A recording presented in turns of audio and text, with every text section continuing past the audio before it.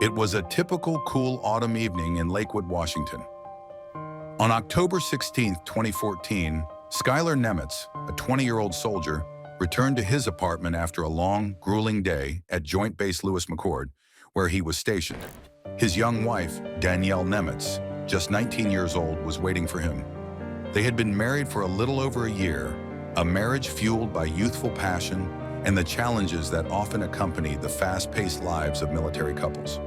But beneath the surface of their relationship, something darker was festering: jealousy, suspicion, and insecurity. That night, the couple's once promising life would be violently shattered. Danielle Nemitz would not live to see the sunrise the next day, and Skylar, the man she had pledged her life to, would soon stand accused of her murder. Skylar walked through the door to find Danielle in front of her computer, her attention focused on a chat window where she was messaging a friend on Facebook. To any other couple, this might have seemed innocent, but for Skylar, it ignited a flame of jealousy that had been smoldering for months.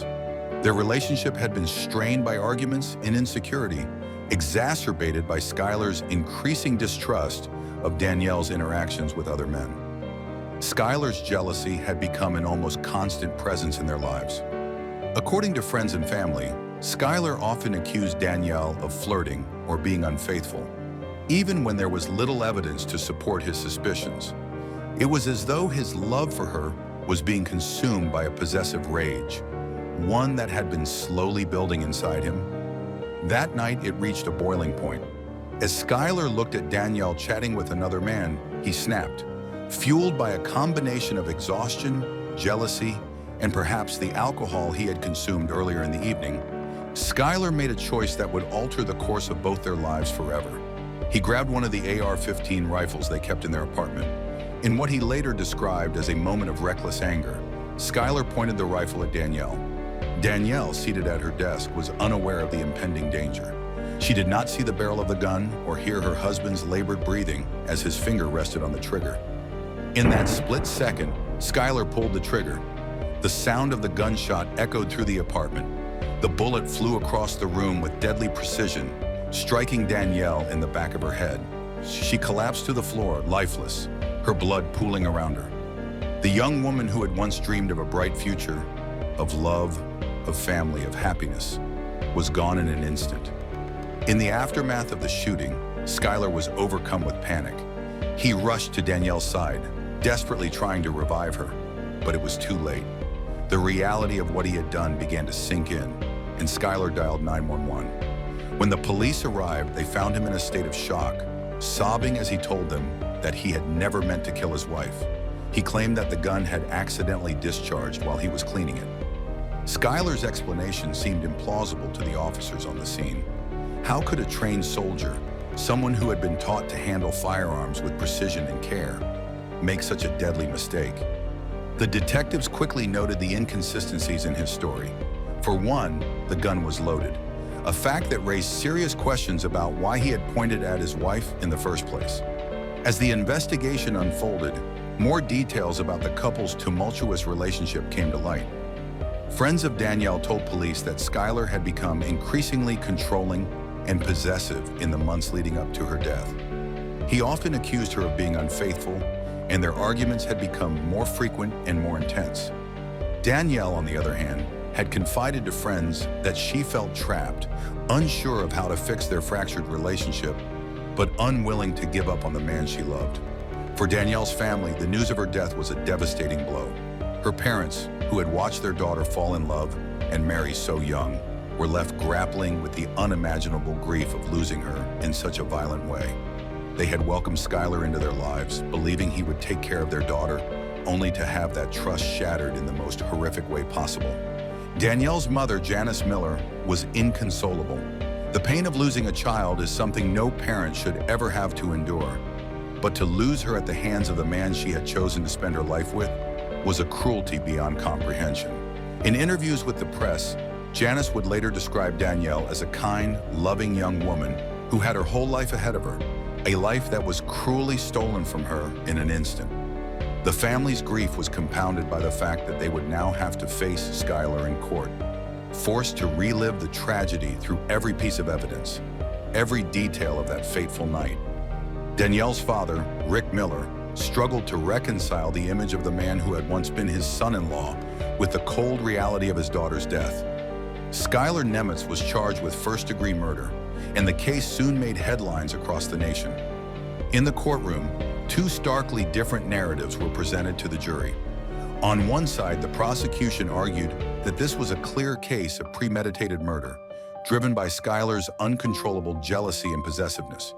They painted a picture of a young man who had lost control, consumed by paranoia and anger over his wife's perceived infidelity.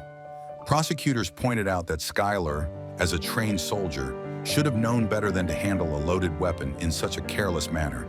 They argued that his decision to point the rifle at Danielle, even in a moment of anger, showed a reckless disregard for her life.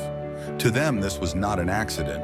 It was a deliberate act of violence born out of jealousy. The prosecution also introduced evidence of Skylar's growing obsession with Danielle's interactions with other men. They pointed to the messages she had been exchanging with a male friend that night, which they argued had triggered Skylar's rage. While there was no evidence to suggest that Danielle had been unfaithful, it was clear that Skylar's jealousy had spiraled out of control in the weeks leading up to the shooting. The defense, however, offered a very different version of events. They maintained that Skylar had not intended to kill Danielle and that the shooting was a tragic accident. Skylar's defense attorney argued that he had been handling the rifle carelessly, unaware that it was still loaded.